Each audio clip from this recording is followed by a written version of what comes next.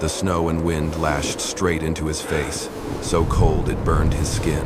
As he stepped outside the gate, the figure of a woman emerged through the thick curtain of snow. She stood tall, not shivering despite her body being covered in wounds. A large Apache woman, broad-shouldered, muscles showing beneath her torn coat. Her bare feet were buried in the snow, her black hair matted from the freezing wind. When Morgan turned the light up higher, she finally spoke. Her voice low and raspy. "I need a place.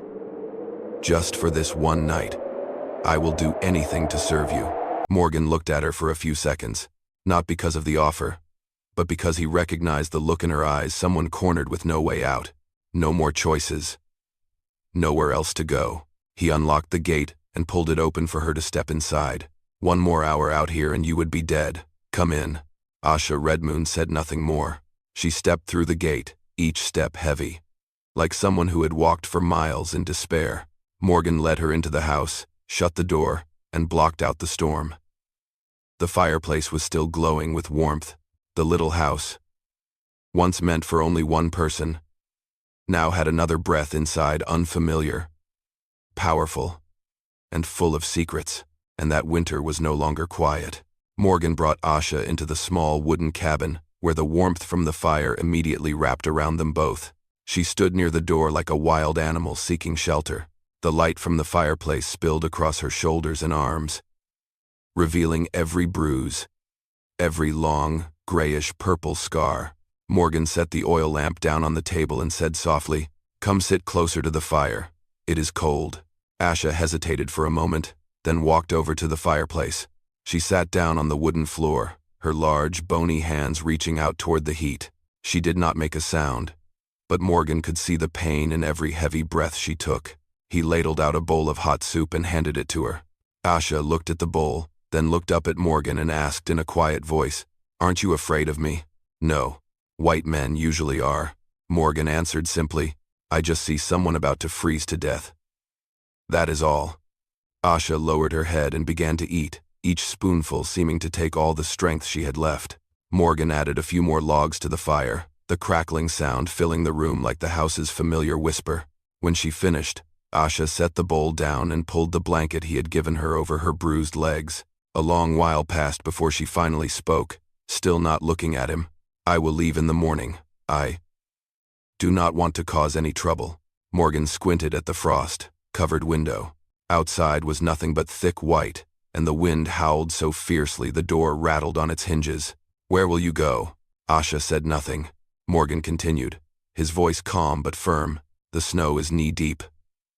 Going out there now is suicide." Asha looked up at him, the suspicion in her eyes slightly fading, though the guardedness remained. "If I stay, what do you want me to do?" Morgan leaned against the wall, arms crossed. "Nothing. Just stay until the storm passes." Asha stared at him for a long time, as if searching his eyes for some hidden meaning, but Morgan did not look away. He said nothing more, only handed her another blanket. At last, she lay down by the fire, her breathing slowly evening out. Morgan sat at the table, whittling wood to pass the time, occasionally glancing at the giant woman now curled up like a child. Outside, the white storm still screamed, and in Morgan Hale's little cabin, a strange night quietly unfolded. A night neither he nor Asha knew would lead to something more, because by morning, the snow would be deeper, the cold harsher, and they would not be able to part ways as they had planned. The next morning, Morgan woke early, as usual. He opened the door and looked outside. The snow had piled up almost to the doorstep, and the wind was blowing so hard it felt like it could hurl the whole cabin down into the valley. No one, not even someone as strong as Asha, could go anywhere in weather like this. Asha woke up shortly after him. She stretched, her solid muscles showing clearly beneath the thin layer of her shirt. She looked toward the door, then turned to Morgan, her voice low but calm. "I guess I am not leaving yet." Morgan handed her a cup of hot water. "You guessed right." Asha sipped slowly, then stood and stepped out back with Morgan. Instead of staying idle, she suddenly bent down and lifted an entire broken tree trunk, as if it were a piece of kindling. Morgan stood there watching, letting out a low whistle of surprise. "Have you always been this strong?" Asha shrugged. To survive in my tribe, you have to be strong. That entire day, they worked side by side repairing the horse stable, clearing paths, chopping more wood. Asha did the work of two grown men without complaint. Morgan did not say it out loud, but her presence made the house feel bigger and somehow warmer. That evening, as they shared a simple meal by the fire, Asha sat hugging her knees, her eyes fixed on the flames. Then, without warning, she said, "I have not been with anyone in months. What about you?" Morgan froze for a moment. He set down his bowl, leaned back in his chair, and replied calmly, "I do not expect that from you. You are not here to pay for kindness." Asha looked at him from the edge of the firelight. In the warm glow, her strong face softened for a moment. "The man I met before you. He did not think like that," Morgan answered slowly. "I am not him." Asha said nothing more, but her hand, which had been gripping the blanket tightly, finally relaxed, as if she had just put down a heavy burden. That night, Morgan lay in his bed, while Asha slept on the floor near the fireplace. But the space between them had changed. There was no more caution, no more suspicion, only two people sheltering each other from a brutal winter. Before sleep took her, Asha said softly, her back turned to him, "Tomorrow, I will help you with whatever needs doing. I am not used to taking without giving something back." Morgan replied from the darkness, "Here, Asha, you do not owe me anything." Outside, the snow kept falling, but for the first time, in Morgan Hale's wooden cabin, the silence was no longer lonely. It was the beginning of something shared. In the days that followed, the blizzard showed no sign of mercy. Wind howled across the roof of the wooden cabin. That evening, when the fire burned its brightest, Morgan noticed something strange. Asha was sitting still, too still. Instead of watching the flames, she was staring into the dark corner of the room, where the shadows stretched long, like a ghost from the past. He added another log to the fire, then asked gently, "The wounds on your shoulders? Those were not from the mountain path, were they?" Asha did not answer right away. Her face remained turned toward the shadows, her dark eyes focused on a place that no longer existed. At last, she spoke, "Not the mountain. People did this." Morgan sat down beside her, keeping just enough distance so she would not feel cornered. "Who?" Asha still did not look at him. She pulled the blanket off her shoulders, revealing the long, deep scars, purple bruises, some twisted and healed in crooked lines. "My own tribe." Morgan froze. Asha continued, her voice low and steady, almost too steady. "They wanted me to be a concubine, to an old man. A man with power, land, and warriors. I said no." She curled her lip, not in a smile, but in something bitter, like mocking her own fate. "They said I was a traitor. They beat me, told me I did not deserve to live among them." Morgan clenched his fist, though his voice stayed calm. "Then they cast you out?" Asha nodded slowly. "They dragged me to the edge of the valley. They said, 'Leave. You are no longer one of us.' So I left. From there to here, on nothing but my feet and the fire in my chest." Morgan looked at the scars, then at her proud, unyielding eyes. "No one has the right to do that to you. No one." Asha finally turned to face him. Her gaze was no longer sharp like it had been on the first night, but filled with a weariness she had never allowed anyone to see. "I tested you," she said quietly, "from that first night. Even the question I asked about men. I needed to see if you were like them." Morgan replied, "If you need to hear it again, the answer is still no." Asha took a deep breath, and for the first time, she let the hurt show, raw and unguarded. "It has been a long time since I felt safe." The fireplace crackled like it was letting out a long sigh, and in that moment, in the heart of the harshest winter, Asha Redmoon opened the door to her past, and Morgan Hale stepped through it with a quiet gentleness that needed no words. "Thank you so much for being here. If this story brought back memories of dusty afternoons, of hoofbeats echoing in your chest, please subscribe to my channel, so that every day we can sit together again." And I will tell you one more story from the West. In the days after Asha opened up, the cabin felt different. No more cautious footsteps. No more wary glances like in the beginning. Asha grew used to Morgan, adding wood to the fire before she woke up. Used to the cup of hot water already waiting on the table, and to the way he quietly patched the cracks in the wall near where she slept. And Morgan grew used to the solid sound of Asha's footsteps outside, the way she lifted logs that took him a full minute just to drag. He got used to the feeling of someone else in the house, yet it never felt crowded. On a late winter afternoon, Asha stood in the doorway, arms crossed, eyes gazing out across the white valley, her breath curled into thin mist, drifting across her strong, still face. Morgan stepped up beside her, holding a mug of hot coffee. The sky is calm today. Asha took the mug and warmed her hands over the steam. Then, out of nowhere, she asked, her voice barely above a whisper, "When spring comes, what happens then?" Morgan said nothing. He did not answer right away, because he knew she was not just talking about the weather. Asha was asking about herself. About them. About this roof over their heads. About something neither of them had dared name. He sat down on the porch step beside her. "What do you want to happen?" That question made Asha turn her head slightly, and for a brief moment, her dark eyes flickered with uncertainty.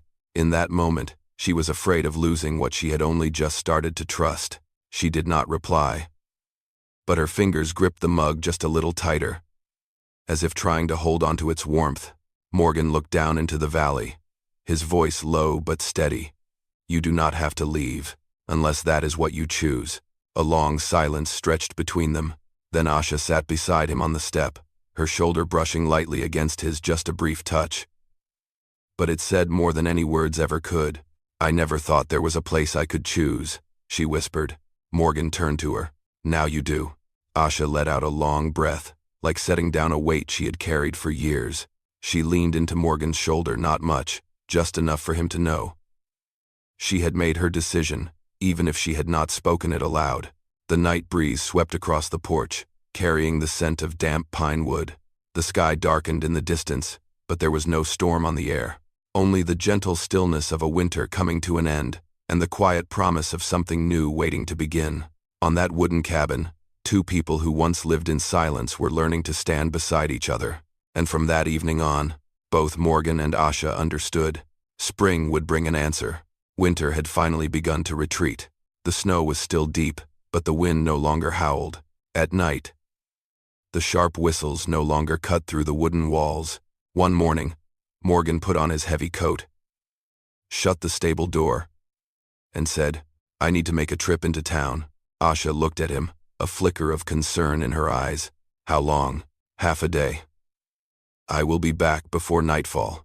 Asha nodded, but Morgan could see the tension behind her strong features. She was not used to him leaving. Deep down, there was a quiet worry. He gently touched her shoulder. "I will come back. Do not worry." Asha pressed her lips together, then nodded again. Morgan rode off. Asha stood at the doorway until the sound of hoofbeats vanished into the pine woods. The town at the foot of the mountain was crowded and noisy in a way Morgan had never liked. But today, he was here for something else.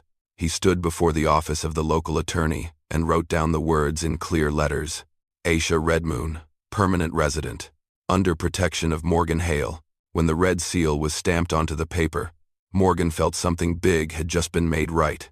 It was not ownership, it was belonging, status, safety, a legal acknowledgement that Asha was no longer someone cast out.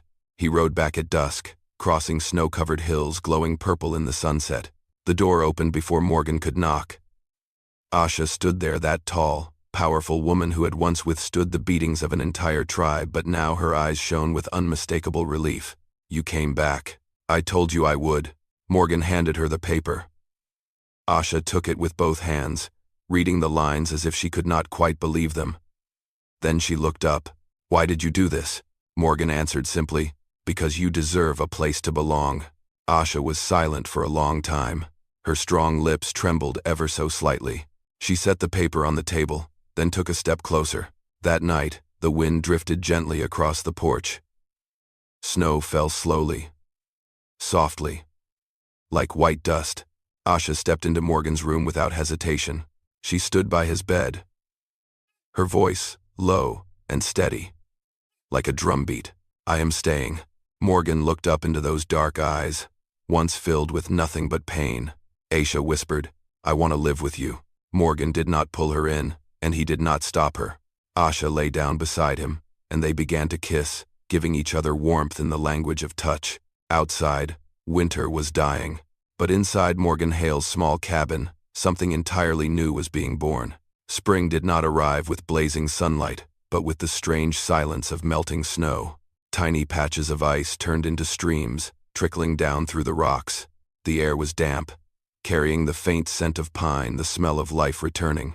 Asha stood at the doorway, looking down into the valley as it slowly shifted colors. Her black hair fell over her broad shoulders, and the breeze made her thin shirt ripple gently with each breath. She was still the strong woman Morgan had first met, but her eyes no longer looked so lost, so wild.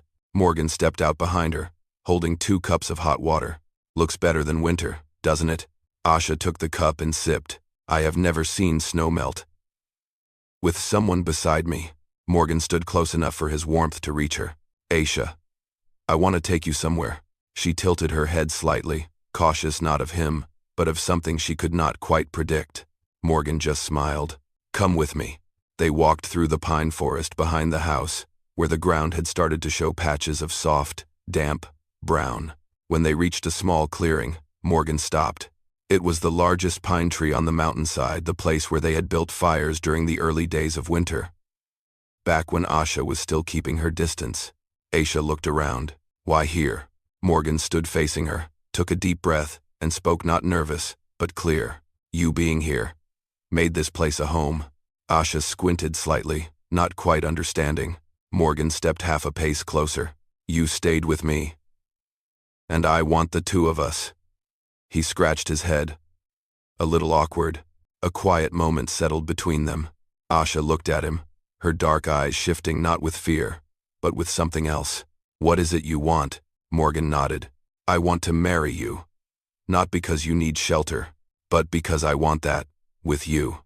Asha looked down at her hands, hands once bruised and bloodied, hands that had fought an entire tribe to keep her freedom. And now, those hands trembled slightly. She reached out and touched Morgan's chest, right where his heart beat steady, like a promise that would never break. Then, Asha said softly, her voice low and warm, "We will be a family." Morgan did not rush to embrace her. Instead, he rested his forehead against hers, like 2 warriors sealing a vow. And in that moment, no witnesses were needed, only the rustling pine trees, and 2 souls who had once been alone, now choosing to belong to each other. The wedding happened that very afternoon, simple, peaceful, and strangely beautiful beneath the pine forest and a pale blue sky. Asha Red Moon was no longer an outcast. She was Morgan Hale's wife. That summer came earlier than usual. The snow had melted completely from the mountain slopes, revealing green meadows and golden wildflowers stretching along the hillsides. The wind no longer carried the bite of cold, it smelled of warm pine resin, full of life. In the yard of the wooden cabin, Asha was hanging out thick blankets to dry. The sunlight lit up her broad back as the wind made her shirt ripple gently with every breath. Her body was still muscular and strong, but now there was something softer in her movements, more at ease, as if this place had truly become home. Morgan walked out from the stable, sawdust still clinging to his hands. He called out, "Aisha, take a break. The sun's too harsh." Asha turned to him. She did not walk over right away, just looked at him with the faintest smile. Then she placed a hand on her belly and sent that smile straight into his eyes. Morgan froze. "Asha." She slowly stepped closer to him. Without speaking, she took Morgan's hand and placed it over her stomach, still flat, but with a strange, gentle warmth inside. "In a few months," she said softly, "there will be one more person in this home." Morgan could not speak. He just pulled Asha into his arms, one hand wrapped around her waist, the other still resting on her belly, as if he never wanted to let go. In that moment, the sounds of the forest melted away, leaving only the rhythm of their breath blending together. "Aisha, thank you." She touched his cheek, her voice low and steady. "Do not thank me. We chose each other, and we are building the future together." In the weeks that followed, Morgan began fixing up the cabin. He added windows to let in the breeze, repaired the roof so rain would not leak through, and built a rough but sturdy wooden cradle next to the bed.